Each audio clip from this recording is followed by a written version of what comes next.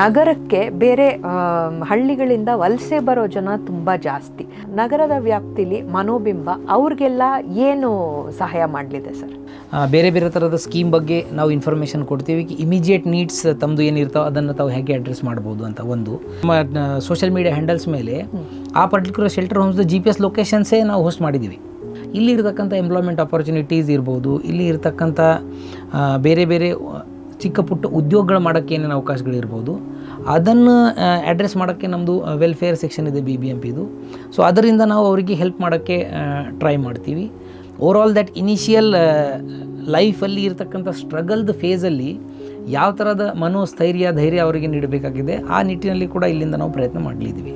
ಈಗ ಅದರಲ್ಲಿ ನಾನು ತಮ್ಗೆ ಹೇಳಿದಂಗೆ ಇಲ್ಲಿ ತಾವು ಬಂದ ಕೂಡಲೇ ತಮಗೆ ನಾನು ಎಲ್ಲಿ ಇರಬೇಕಂತ ಒಂದು ಪ್ರಶ್ನೆ ಇರುತ್ತದೆ. Second thing is then next immediate question once ಕಿ where I should find my living, bread and butter ಅಂತ ಅನ್ನೋದು ಬರುತ್ತದೆ. ಆವಾಗ ತಮ್ಮ ಎಜುಕೇಷನಲ್ ಕ್ವಾಲಿಫಿಕೇಷನ್ಗೆ ತಕ್ಕಂತೆ ಎಲ್ಲಿ ಏನೇನು ಅಪಾರ್ಚುನಿಟೀಸ್ ಅವ ಅದರದ್ದು ನಮ್ಮ ಸ್ಕಿಲ್ ಡೆವಲಪ್ಮೆಂಟ್ದು ವಿಂಗ್ ಇರುತ್ತದೆ.